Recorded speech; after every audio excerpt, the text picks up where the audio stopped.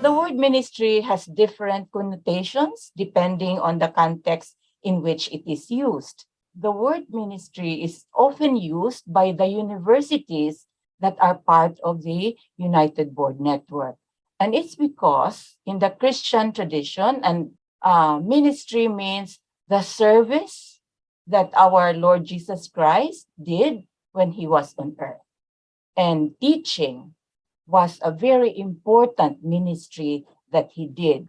So we call him our model teacher, our master teacher. We are inspired by what he did as a teacher, how he taught, and that is why education institutions, universities that were founded by church mission boards, some of which became part of the United Board, used ministry for teaching. And it means that it's a mission, it's a form of service, it's something we do for a higher purpose, not just for our own interest.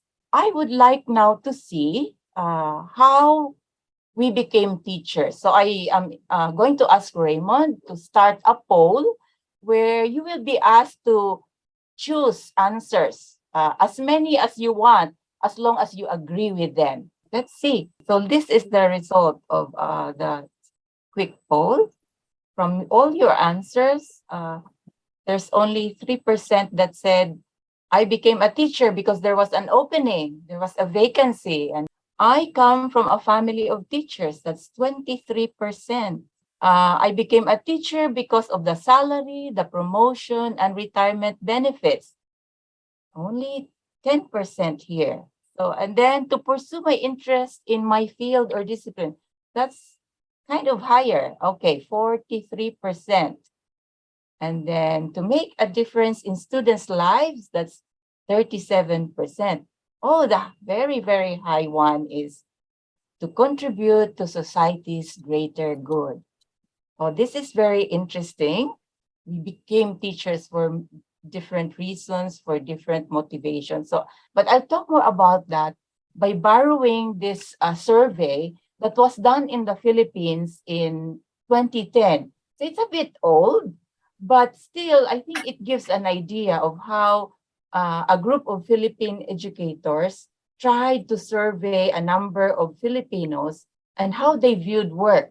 So let's look at this model and see whether it can help us analyze why we became teachers. According to this model, there are 5 C's of how we view our work. And we can try to apply it to teaching because we are all educators here. Let's borrow this idea of the 5 C's. These are 5 words in English that begin with letter C. So the first word is chore. You know, like household chore, like things we normally do as a routine. And when sometimes we say it like, oh, it's a boring thing to do. But we still have to do it. So that's a chore. So it's something one has to do, but may not be something one wants to do. Work is in exchange for tangible outcomes like salary, the opportunity to make friends, to acquire status, especially when there's promotion, and therefore to get an enhanced image. So some people find that that is part of work as chore. And those who viewed their work as chore said that it could be unpleasant, non-engaging, tedious, and also burdensome. The second C is career. By career, it means that the work can be challenging, but sometimes it can also be enjoyable. And work has external or extrinsic rewards, and that salary, career advancement or promotion, and a chance to develop friendship with co-workers. Those who viewed their work as a career, among those who responded to this survey in 2010, they see it as a path for them to continue. So they like to continue. It's a career. There is a path that they can follow. They start low and then slowly they get promoted. So it's a career path. The third C is cause. Cause is when work is an obligation or a duty. And when it is an obligation one really has to do, it sometimes becomes a heavy load. It's a burden to carry. And when it is a burden or a heavy load, it may not be pleasant or enjoyable. But still, you feel like you have to do it. You must do it. And those who responded in the survey that their work was like a cause, they felt it was getting tiresome as they went along, and they found it monotonous and even thankless. So usually, when they do this, it's more of an inner commitment to do something, and they probably are not even paid for it, or they're not paid enough for it, you know? So that's the idea of work as cause. The other C is calling. And again, this is a very special word that we use usually in the church circle, perhaps in the other religions as well. When you think of your work as a calling, it means that there is this strong power, strong desire that makes you do that kind of work, do that kind of job. So there is that motivation by a lofty, non-material goal, more of personal fulfillment or self-actualization. So that makes you feel so good. It's beyond the salary, the amount that, the rewards that you get paid for. And work there, when it's related to a sense of calling, is an enjoyable privilege, challenging one's ability. So you're always challenged to do something and even better each time. It provides you with learning and growth because you always want to improve, right? So you want to learn more and you want to grow in your job. And it makes you feel that you are making a difference. You are bringing something special to it. You are probably making a difference to someone's life, to some people's lives. So those who viewed their work as a calling described it as inspiring, gratifying, highly energizing, and fulfilling. The word goes similar to a vehicle, a vehicle that goes down the hill. It doesn't need the power, right?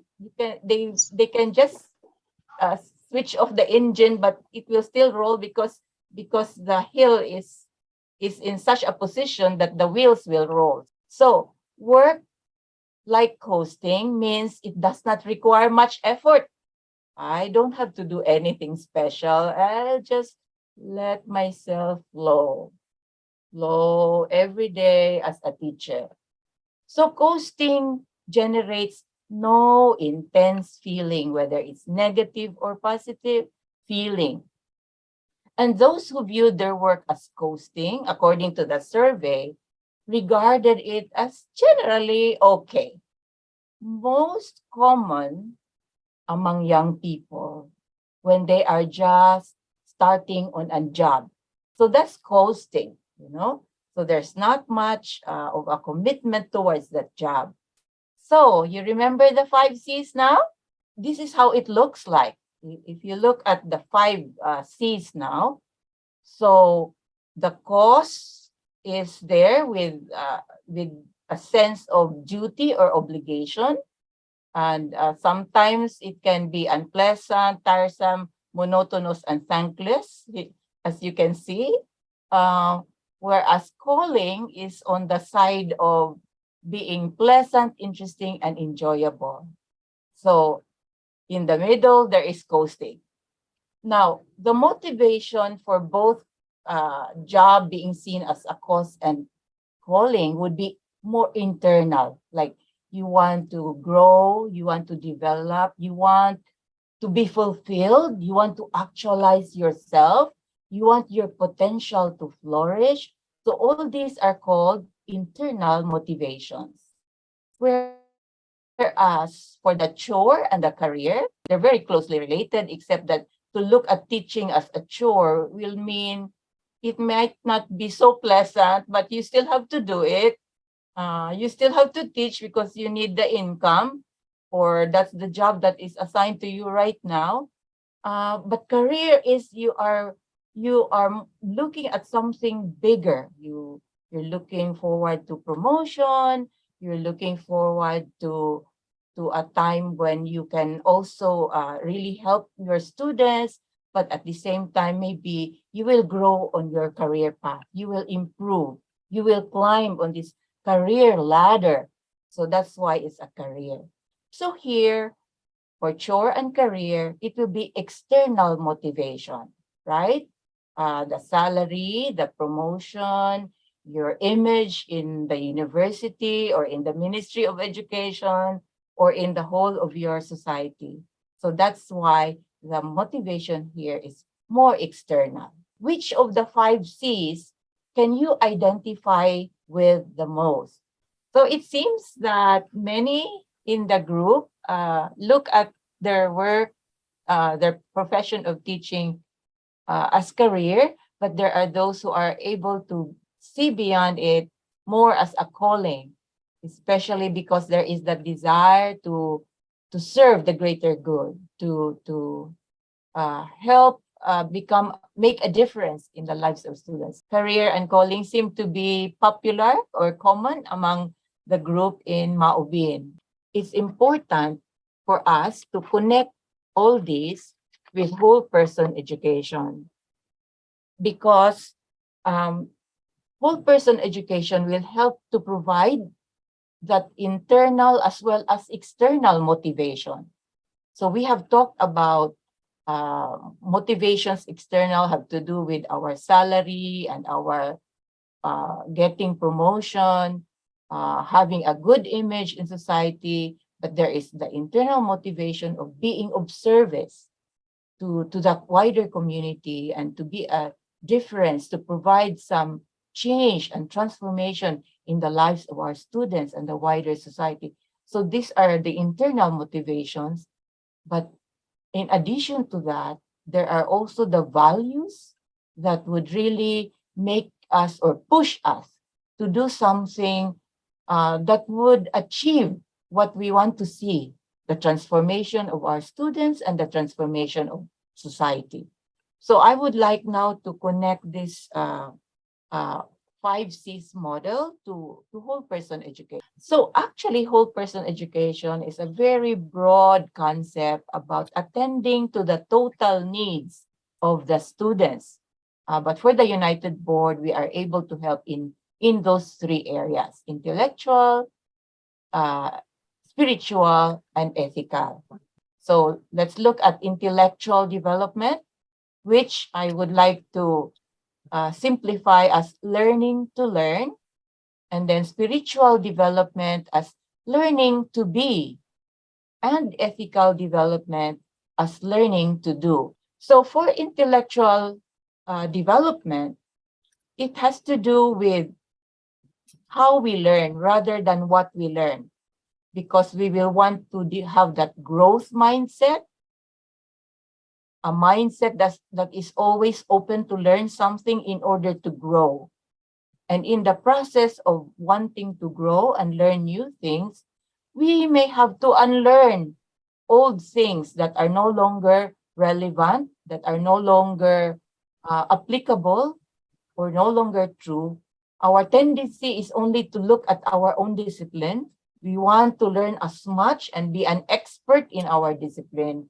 But today, what is needed is actually a lot of learning that would include from the different disciplines, from the different fields, and even from outside the classrooms or the universities. We can then, it's part of the reason why we can thrive in a changing environment. So it also means lifelong learning. You know, when we finish our PhDs, our doctorates, sometimes we think, oh, we are experts already in our field. But you know, learning keeps expanding, knowledge keeps growing. And so we also have to keep expanding and keep growing. So the next one is the spiritual development, which is learning to be who we are meant to be. And what does that mean? Who we are as human beings. We don't live alone as islands. Rather, we are connected to others. And we also have to be connected to ourselves, right? We have to be an integrated self, but each one of us must be an integrated self. But many times we are disintegrated as well. And then, aside from our lack of integration within ourselves, we may also be disconnected from others. We can only thrive and live in relation to others. And that means other people. That means the other creatures, organisms in the world of nature.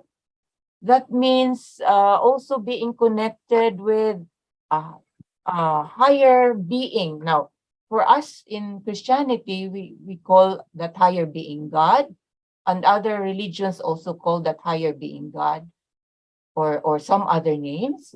But for others that may not necessarily follow that kind of belief, this idea of being connected to something bigger than ourselves could be described as a higher purpose, as a higher sense of meaning in life. And so there has to be that connection as well. And that is why it's very important to think about, why am I here in this world? What is the meaning of my existence? Why am I in this community? So we have to think of this because our life is not, limited to just ourselves.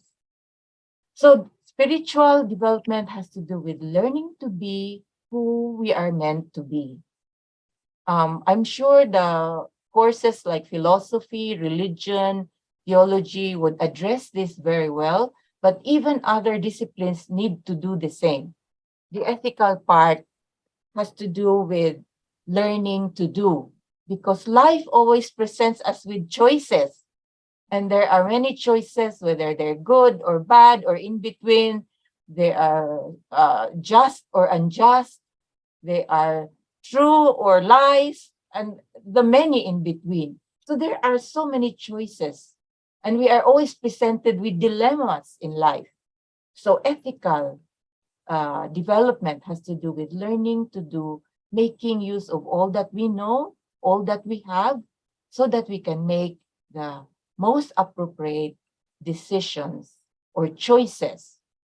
So this is how the United Board understands these three key terms that mean whole person education, developing the students intellectually, spiritually, and ethically. But we can only do this with our students if we ourselves as teachers are already able to do this within our own lives. Our interconnectedness is it very much includes the environment, the natural environment as well. And that's why when we talk about the pandemic, for example, it's also even learning to understand why these viruses keep on evolving into something. Well, they are also living organisms, and they are also trying to live. So they evolve, right? So we need how to live in connection with them, because there are more of them now. But yes, that's part of the connectedness we have to know. We have to understand our relationship with all these other organisms in the world. Because if we don't, we won't be able to know how to deal with them, how to relate to them or overcome them. Now, Bloom's taxonomy, it was developed in the 1950s, 1960s. So it's a very old taxonomy, but it's a nice way of looking at learning objectives as well as assessments. It's also a nice way of looking at classification and progression of the learning that happens. this really will help you understand the the progression of learning, so that when you plan your subjects and how you teach and how you test, yeah, how you assess, evaluate, and conduct tests to determine learning, this is a very helpful guide. But this is not the only one. There are new taxonomies out there, but I prefer to use this with you because of the very clear presentation. So as you can see, the beginning is remembering. It's the most basic thing about learning. When we learn a language, the first thing to do is to memorize some words. So we memorize concepts, but we also need to understand those concepts. And a way to understand the concepts is to be able to explain it in a different way, in our own words, in simple words, for example. Now, to understand further, it would be best to be able to apply it, right? That's the third circle. So from remembering to understanding to applying. Applying is a higher test because that means you have to use it in a new way, in a different way.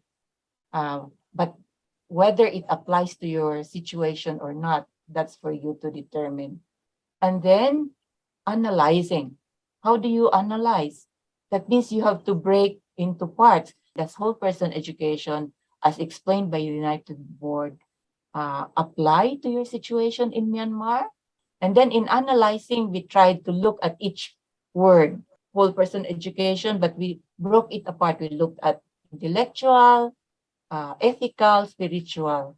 And then evaluating is when the students can even make judgment, or we can make judgment whether this is really helpful or not, is this really relevant or not. So we make a judgment on that. And then the highest form of learning, this is the highest one, is when you create something new, when students are able to create something new. For us who are on the career of teaching and who have been through doctoral studies, creating something new is when you come up with your thesis or dissertation, because you're supposed to critique older theories or ideas, and then you present your own, which is something new. So that's why it's the highest. So from the lowest is memory, up to the highest, which is really creating something new, innovation. This is what we hope to see when we teach. But if our teaching, making students memorize only, with no application, with no evaluation, with no analysis, and no creation of something new, then we are not really helping our students to develop as whole person. In the middle, after you see all these circles, you have questions that are posed by the educators who came up with this taxonomy as to what you want to see your students achieve or learn. Yeah. And then these are the words, the verbs that you can use when you write your objectives for your lesson plans. These are the words that are very easy to assess when you make your assessment or evaluation. Just to end here, I wanted to say also that when you want to focus on spiritual development or teaching that will develop spiritual development, what it needs is a lot of reflections with your students, a lot of activities that will make them deeply reflect on the meaning of life, the meaning of existence, or even the purpose of your discipline, for example. Why do you have to study chemistry? Why do you have to study physics? What is the importance of these fields for the solution of the problems of the world, for the improvement of human life, for the improvement of peace in society? So this would be the more spiritual aspect of development that we want our students to have. And of course, the ethical development would be decision-making about dilemmas. And you can have case studies about scenarios, problems that students need to deal with. If you are, for example, studying medicine, right? You are taught that you're supposed to help anybody, regardless of political color, regardless of political affiliation. But what do you do when you feel so strongly against some groups and you feel very much sympathetic towards certain groups? And here you are faced with somebody who's wounded or who's sick, but who comes from a different political. So things like this are to help your students think through and really wrestle with issues before they can make decisions. So your calling, your ministry of teaching will be supported by your values as a whole person educator who would now be concerned about intellectual development, spiritual development, and ethical development of your students, along with other needed things for them to be whole: the physical, the emotional, uh, even how they can thrive in a situation of the digital age when there may be a lack of digital devices or even connectivity and electricity. So all these things will be part of your concerns as whole person educators. And so that is it for today. Thank you so much for your participation.